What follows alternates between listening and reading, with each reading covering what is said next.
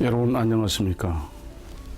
이번에는 서울 도봉구 방학동에 있는 조선 제10대 임금 연산군묘, 그리고 세종대왕의 따님이었던 정의공주 내분묘를 다녀왔습니다.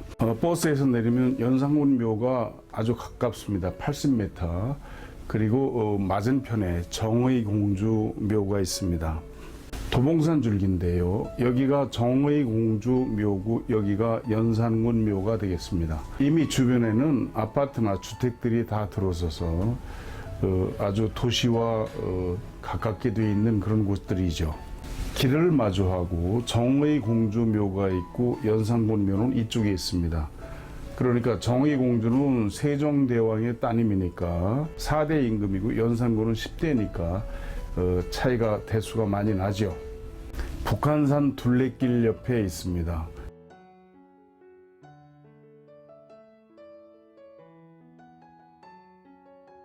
여기가 연산군 가족묘입니다. 이 앞에가 연산군 묘고 연산군 부인, 그리고 연산군 이쪽이 딸이고 이쪽이 사위가 되겠습니다. 연산군은요 1476년에 출생을 해서 1506년에 31세로 죽었습니다.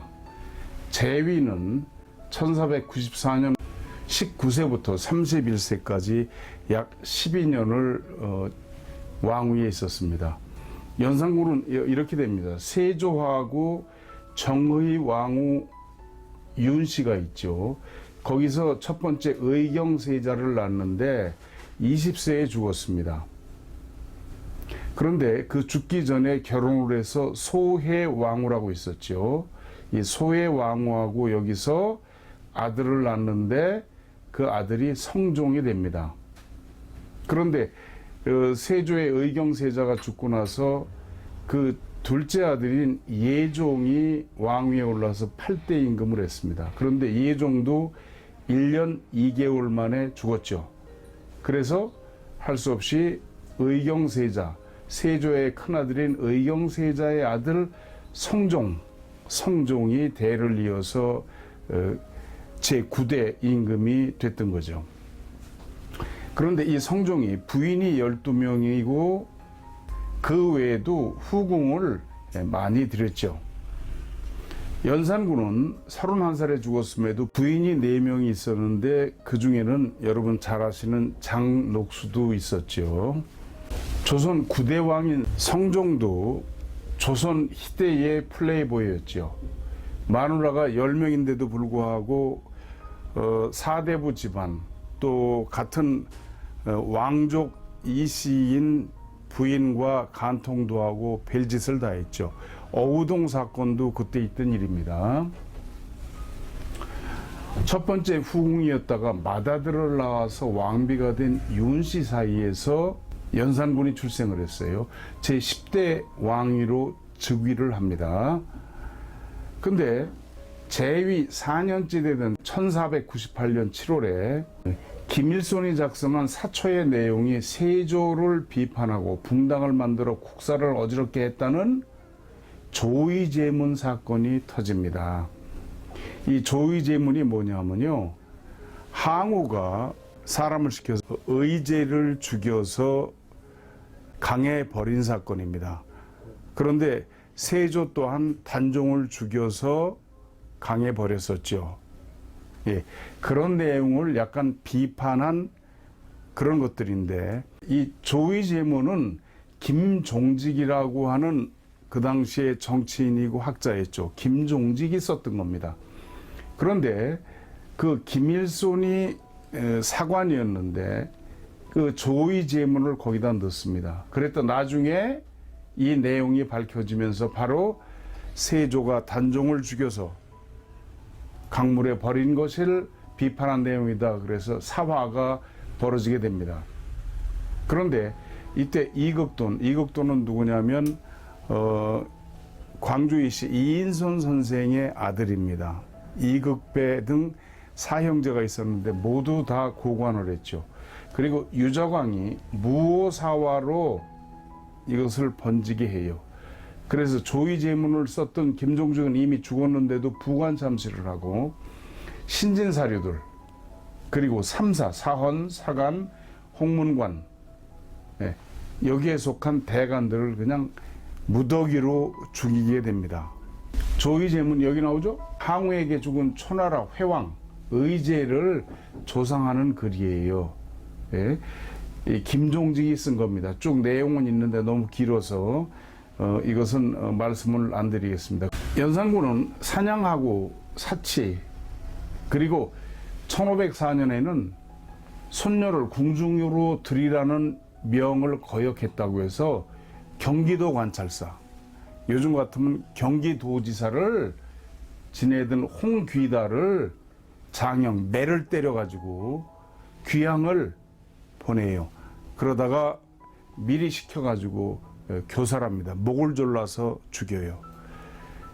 이 홍기달의 손녀가 미인이라는 얘기를 듣고 궁으로 들여라 그러는데 홍기달이 그 말을 안 들었거든요.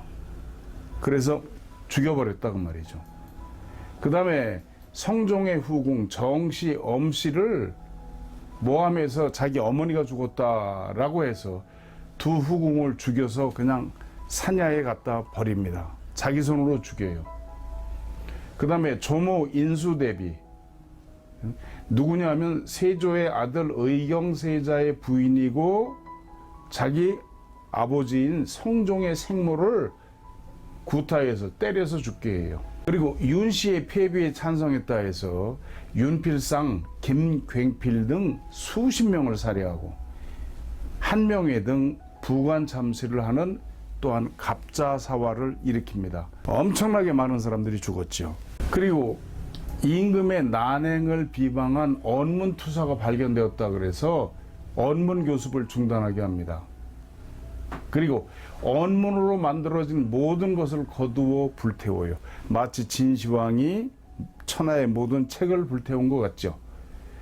각도의 채홍사, 채청사를 파견해서 미녀 그리고 좋은 말을 구해오게 합니다. 그 다음에 성균관 학생들을 몰아내고 그 성균관을 놀이터로 삼았어요. 말 그대로 황엄무도했죠. 주지육림과 다를 게 없었죠. 1506년 중종 1년이죠. 훈구파 중심 정변이 계획돼 가지고 이조 참판 성희안 등이 반정을 일으켜 가지고 폐왕이 됩니다. 그래서 강화 교동도죠. 거기에 유배됩니다. 그리고 연산군으로 강봉이 돼요. 그런데 폐위 2달 만에 역병으로 죽었다고 전해집니다.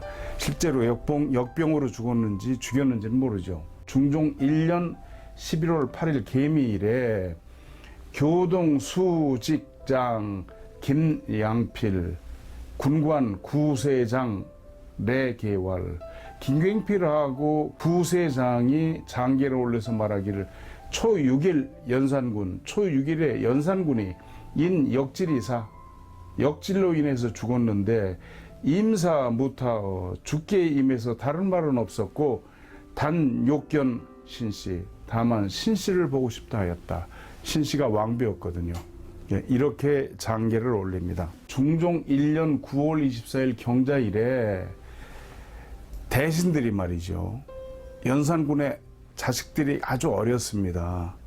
그런데 이 황자가 여기 없어서 한글로 넣습니다만 폐세자 황, 창녕대군 성, 양평군 인, 급, 돈수 등 전부 다 어린애들이에요. 뭐 5살 막 이래요. 불의 구존, 오래 생존하게 놔두는 것은 마땅치 않으니 조 처단, 빨리 처단해야 됩니다. 이렇게 주장을 해요.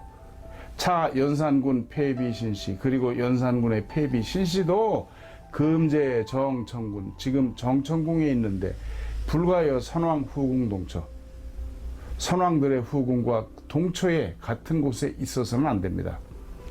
이치 동대문 외 광평대군과 하여 동대문 밖에 있는 광평대군 집으로 옮기는 것이 어떻습니까? 전왈. 그러니까 임금이 이렇게 얘기합니다. 황등사, 황등의 일은 폐서자 황이죠.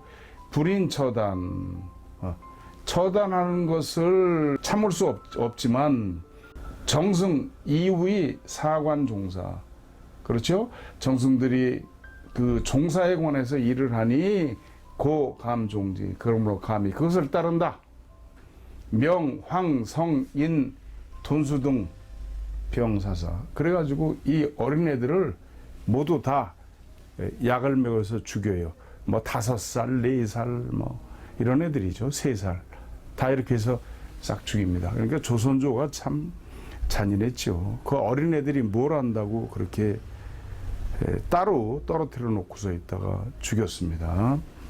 여기가 이제 연산군묘, 연산군 부인, 사위 구씨, 연산군 딸, 그렇습니다. 근데 여기 묘가 또 하나 있어요. 이렇게 돼 있죠. 1. 연산군묘, 연산군 부인.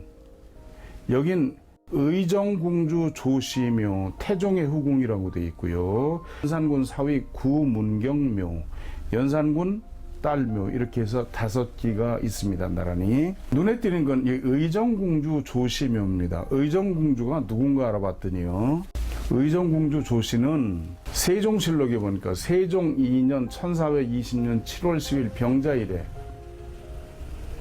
상왕 초 원수괄, 상왕 태종이죠. 태종이 원수를 불러서 말하기를 대비지질 이우의, 대비의 질병은 이미 위험하다. 전일 복자 이우의 무해, 금내 여차. 점치는 놈을 불렀더니 말하기를 해로움이 없다고 그랬는데 지금 이와 같이 되었으니 성명지설 성불가신. 성명지설, 그죠? 뭐 별자리를 본다든가 뭐 사주를 본다든가 하는 그런 말은 진실로 믿을 것이 못 된다. 1.5 낮에 한낮에 대비 흉어별전. 대비가 별전에서 죽었어요. 춘추 56세에 죽었다 이 말이죠. 대비는 누구냐면 원경 왕후 민씨로 동생 민무질 민무구가 태종이 다 죽여버렸죠. 그래서 괴롭게 살다 죽었죠. 그 부인이 죽고 나니까 세종 4년 1422년 1월 6일 갑자일에 태상왕 납 이시우 궁중. 그러니까 2년이 채 안 됐죠. 마누라가 10명이나 있었는데 다시 이씨라는 여자를 궁중으로 들여요. 이씨 직진이요. 이씨는 이직의 딸인데 일찍 과부가 됐다. 시인년 33의, 그때 나이가 33살이었어요. 33살 먹은 과부를 또 드려요. 운합 관여 이씨 또한 과부인 이씨를 드리는데 운노지여야, 이운노의 딸이었다 이 말이죠. 태종 부인이 10명이었고 원경 왕후가 1420년 7월 사망했으니까 한 1년 반쯤 됐죠. 그 마누라가 9명이 또 있는데 둘을 이렇게 과부를 드린다 말이죠. 세종 4년 한 달 후에 기해일에 치 가래색 금 중외혼가, 가래색이라고 해가지고 말하자면 지금 또 부인을 또 얻어드리려고 하는 거예요. 영의정 유정현, 좌의정 이원, 우의정 정탁, 이조판서 허지, 예조판서 이지강, 뭐 쭉 이래가지고 이 사람들이 태상왕을 위해서 빈잉,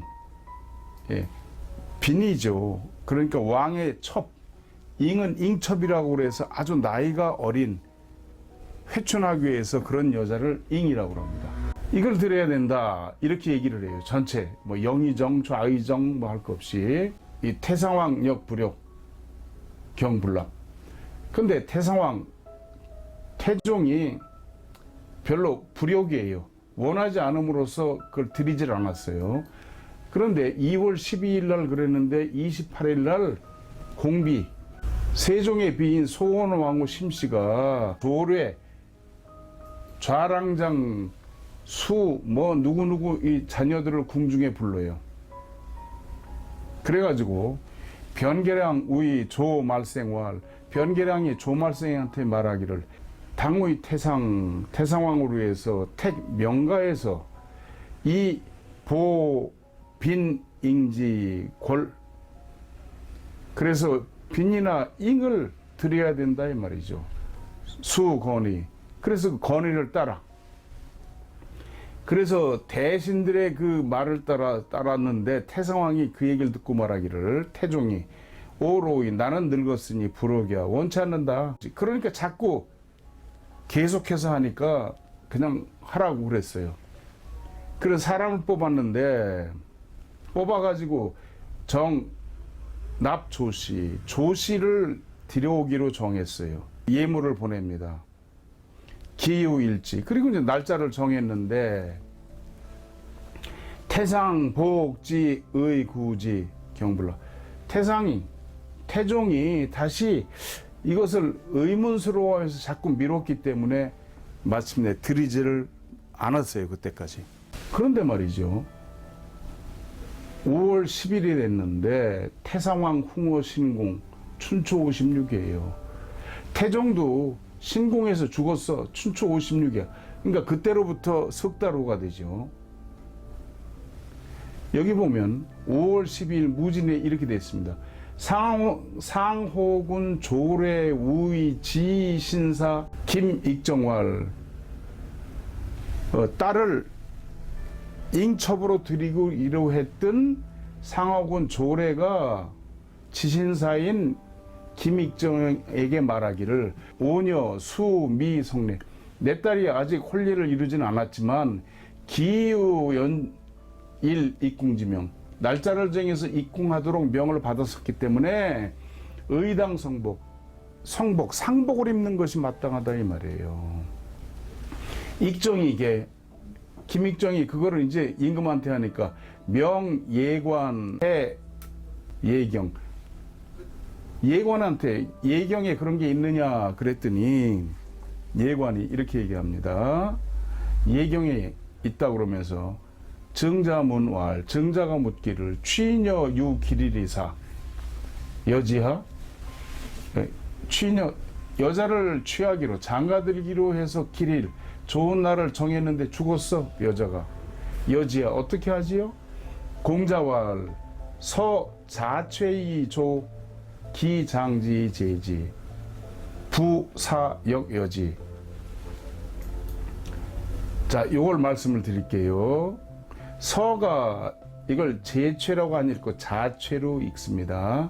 자최라고 하는 건 굵은 배로 맨 상복입니다. 상복을 입고 기장이 제재예요. 장사가 지내고 나면 그것을 벗어라.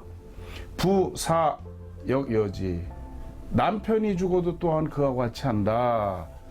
그래가지고 조씨를 말이죠, 입궁을 시켜요. 그래가지고 그 어린 여자아이를 상복을 입혀가지고 여궁지지례, 궁주의 예, 궁주라고 하는 건 가장 왕의 첩이나 잉첩 중에서도 끝에 있는 겁니다. 궁녀보다 조금 높은 그런 예로서 갖춰요.